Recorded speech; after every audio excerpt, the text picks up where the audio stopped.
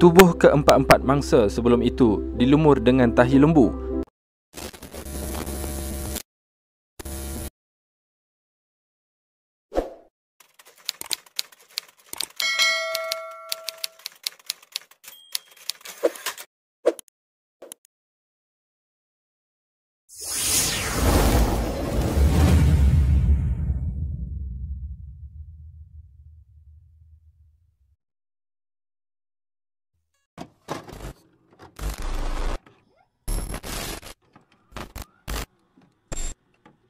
Hampir sedekad lalu, iaitu pada 30 Ogos 2010, Datuk Sosilawati yang juga merupakan pengasas syarikat Novel Beauty Center Sdn Bhd yang ditubuhkan pada tahun 1990-an dilaporkan hilang dan tidak dapat dikesan. Bekas isteri kepada penyanyi rock Nash itu dilaporkan hilang bersama dengan Kamarudin Samsudin, pemandu, Ahmad Kamil Abdul Karim, peguam peribadi dan juga Nur Hisham Muhammad, pegawai bank CIMB. Mereka juga dikatakan membawa wang berjumlah 4 juta dan dalam perjalanan menemui seorang peguam untuk urusan pembelian tanah di Pulau Pinang yang bernilai kira-kira 1.4 juta. Pihak polis telah mengklasifikasikan kes ini sebagai kes orang hilang memandangkan tiada sebarang tuntutan wang dibuat. Pelbagai spekulasi tentang kes ini timbul ketika itu. Pada 6 September 2010, pihak polis telah menemui kereta jenis BMW X5 yang dinaiki Datuk Sosilawati di parkir Pangsapuri Angsana dekat USJ1 Subang Jaya. Tidak lama selepas itu, kereta jenis BMW 5 Series milik peguam Datuk Sosilawati pula dijumpai pihak polis di kawasan perumahan berhadapan dengan Hotel Grand Dorset Subang Jaya. Misteri kehilangan semua mangsa terbongkar. Pada 11 September 2010, seorang peguam berpangkat datuk iaitu Padmanaban, suspek utama, dan juga adiknya Surendran telah ditahan bagi membantu siasatan. Hasil soal siasat akhirnya membawa pihak polis ke sebuah pusat ternakan ayam di Tanjung Layang, Morib yang dikelilingi ladang kelapa sawit milik suspek utama. Di situlah segala perbuatan keji kedua-dua suspek terbongkar, di mana pihak polis telah menemui tempat pembakaran termasuklah kesan dan bau petrol yang begitu kuat sekali. Turut ditemui di kawasan itu adalah sisa pembakaran yang dipercayai merupakan sisa mayat. Penemuan mayat Datuk Sosilawati dan 3 lagi rakannya. Pada 16 September 2010, berita kehilangan Datuk Sosilawati dan 3 lagi rakannya akhirnya menemui titik notah apabila mayat mereka ditemui di Pantai Morib, Selangor. Pada mulanya, berita yang menggemparkan seluruh masyarakat itu mula tersebar di media sosial sebelum berita rasmi menyusul menerusi bernama Kosmo dan Utusan.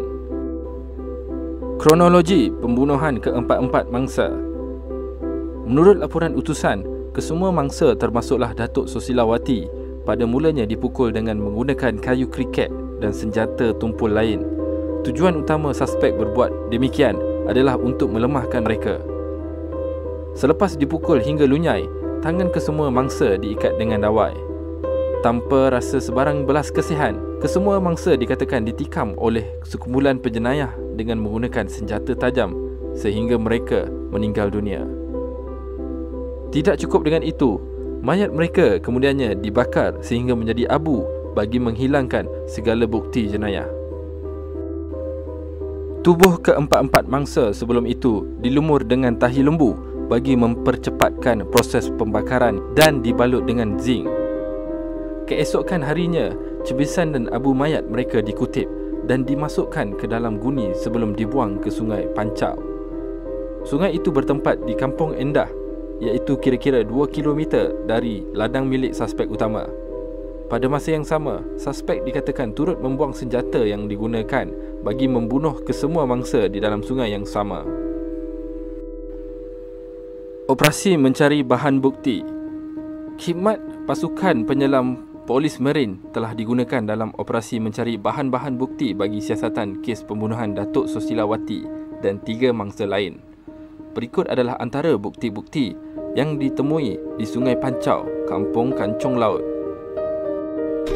1. Cebisan tisu anggota tubuh termasuklah rambut selain tulang hangus manusia yang dipercayai milik mangsa. 2. Tinggalan abu yang dipercayai milik mayat kesemua mangsa. 3. 3 utas jam tangan berjenama Rolex, Longines dan Seiko. 4. 6 keping zinc yang digunakan untuk membalut atau menutup mayat sebelum dibakar. 5. Pisau berukuran 30 cm panjang. 6. 2 telefon bimbit jenis BlackBerry. 7. Sebatang besi. 8. Kayu yang mempunyai kesan terbakar. 9. Kunci BMW X5. Petunjuk paling penting dalam kes ini adalah jam mahal milik Datuk Sosilawati yang diambil oleh seorang penjenayah sebagai kenang-kenangan selepas membunuh dan membakar mangsa. Motif pembunuhan. Motif utama pembunuhan adalah masalah perniagaan yang membabitkan urusan keuangan.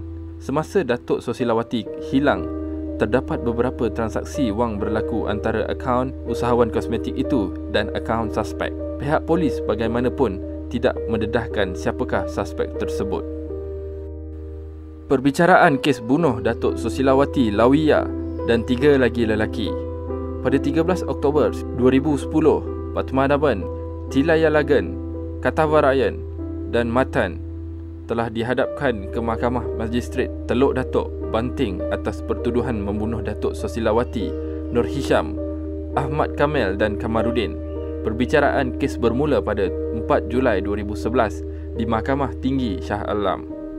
Pada 3 November 2011, pakar perunding forensik iaitu Dr. Nurliza Abdullah dari Jabatan Perubatan Forensik Hospital Kuala Lumpur, HKL, tampil memberi keterangan di mana beliau mengesahkan bahawa 2030 daripada 2040 spesimen yang ditemui di lokasi pembunuhan keempat-empat individu berkenaan berkemungkinan besar terdiri daripada tulang atau gigi manusia. Menurut Dr. Nurliza, kesemua tulang itu juga menunjukkan kesan pembakaran pada suhu haba yang begitu tinggi, iaitu sekurang-kurangnya 800 darjah Celsius ke atas.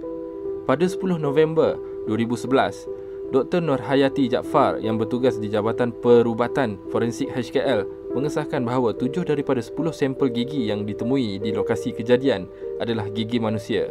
Pada 31 Januari 2012, Pengarah Bahagian Forensik Jabatan Kimia iaitu Lim Kong Boon tampil memberi keterangan mengesahkan yang kesan darah pada kayu kriket sepadan dengan profil DNA Nur Hisham. Pada masa yang sama, beliau juga mengesahkan bahawa kesan darah pada bahan bukti iaitu kepingan zinc sepadan dengan profil DNA Kamarudin dan Ahmad Kamel. Suspek ke tali gantung.